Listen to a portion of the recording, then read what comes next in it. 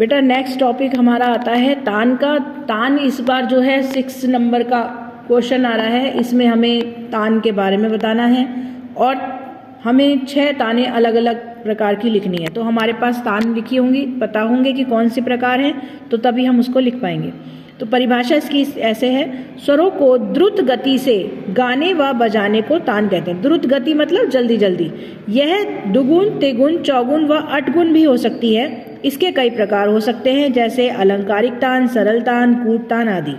जब तान में गीत के बोलों का प्रयोग होता है तो उसे हम बोल तान कहते हैं। छोटे ख्याल में बराबर की लय वाली तान होती है तुगुन में, और तथा बड़े ख्याल में चौगुन तथा अठगुन में गायक जो है उसे ताने गाते हैं। तानों के कई प्रकार प्रचलित हैं। शुद्ध तान, इसको सपाट तान भी कहते हैं। जिस तान को राग के आरोह अवरोह में गाया जाए उसे हम सपाट तान या शुद्ध तान कहते हैं। फिर आता है कूट तान, जिस तान में स्वर क्रम अनुसार ना होकर टेढ़ा मेढ़ा हो उसे हम कूट तान कहते हैं। ठीक है। फिर मिश्र तान, मिश्र तान हो गई जिस तान में शुद्ध और कूट का मिश्रण हो उसे हम मिश्र तान कहेंगे। अब देखो पहले बेटा शुद्ध तान देखो। शुद्ध तान जो है सपाट तान की तरह सिर्फ आरोह अवरोह करना है, सीधा सीधा सा रे ग म प ध नि सा नी ध प म ध रे सा। तो ये जो है हमारी सीधे सीधे जा रही है, तो हमारी ये सपाट तान हो यानी शुद्ध तान हो गई। फिर उसके बाद कूट तान हमारी जो है ये क्रमानुसार नहीं होती है, जैसे सा ग रे म ग प म ध प नि ध सा।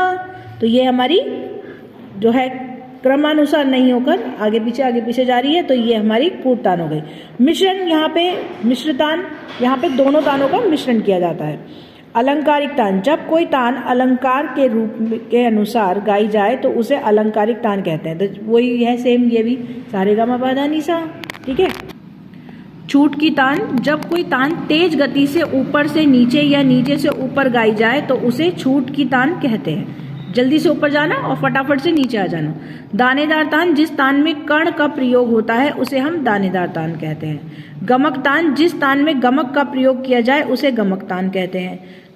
लड़ंत तान, लड़ंत की तान जो जिस तान की लय बदलती रहे, यानी कभी धीरे कभी तेज एकदम, तो कभी दुगुन या तिगुन या चौगुन की लय में गाई जाए तो उसे लड़ंत की ताल कहते हैं। बोल तान, जिस तान में स्वरों की जगह बंदिश के बोलों का प्रयोग हो उसे हम बोल तान कहते हैं। यानी कोई भी गाना ले रहे हैं तो उस गाने के बोल को हम जल्दी जल्दी गाएं तो हम उसको बोल तान कहेंगे।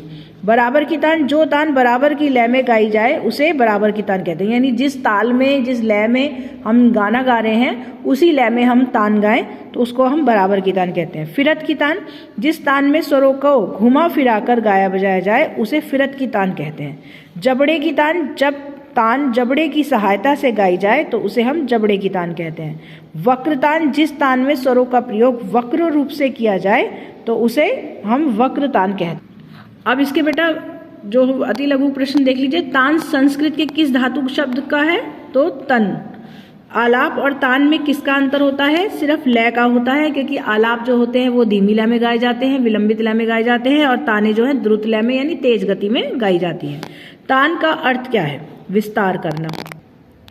तान की गति कैसी होती है? द्रुत। जब तान से गीत के बोलों का प्रयोग किया जाए तो उन्हें क्या कहते हैं? हम बोल तान। शुद्ध और कूट तान के मिश्रण को क्या कहते हैं? हम मिश्र तान।